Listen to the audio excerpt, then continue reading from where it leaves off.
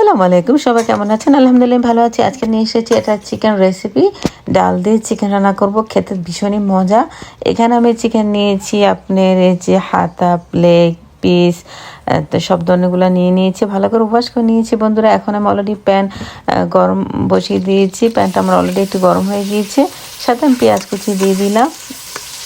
এখন পেঁয়াজটাকে আমরা একটু ব্রাউন কালার করে নিব। এতে সব ধরনের মশলা দিয়ে দিলাম বন্ধুরা। এখন ভালো করে নাড়াচাড়া করে নিব। দিয়ে দিলাম আদা রসুন পেস্ট 2 টেবিল চামচের মতো দিয়ে দিলাম। আর পরিমাণ মতন আপনি হলুদ করে দিয়ে দিলাম। স্বাদ মতন আপনার চিলি পাউডার দিয়ে দিলাম, যে যেমন ঝাল খেতে পছন্দ করেন। আর একটু দিয়ে দিলাম জিরে গুঁড়া, আর দিয়ে দিলাম স্বাদ মতন লবণ। এখন ভালো করে মশলাটাকে কষিয়ে নিতে হবে। এই যে বন্ধুরা দেখুন, চারদিকে আমার মশলাটা কষানো হয়ে গেছে এবং তেল বেশি উঠেছে। এখন আমি দিয়ে দিচ্ছি চিকেনগুলা। এখন ভালো করে আমি চিকেনগুলোকে কষিয়ে নিব। আর এইভাবে রান্না করলে খুবই মজার হয়।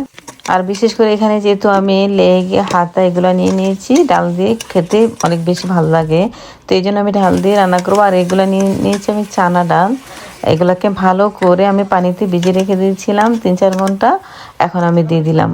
এখন ভালো করে আমার কষিয়ে নিতে হবে। ডালগুলো দিয়ে দিচ্ছি, এখন ভালো করে কষাতে হবে বন্ধুরা। দেখুন আমার কষানো একদমই হয়ে গিয়েছে। এখন আমি যতটুকু পানি দিব, মানে ঝোলটা রাখবো ওরকমভাবে দিব। আর ঝোলটা একদম মাখা মাখা ঘন হলে খেতে অনেক বেশি ভালো লাগে বন্ধুরা। দিয়ে দিলাম গরম মশলা পাউডার।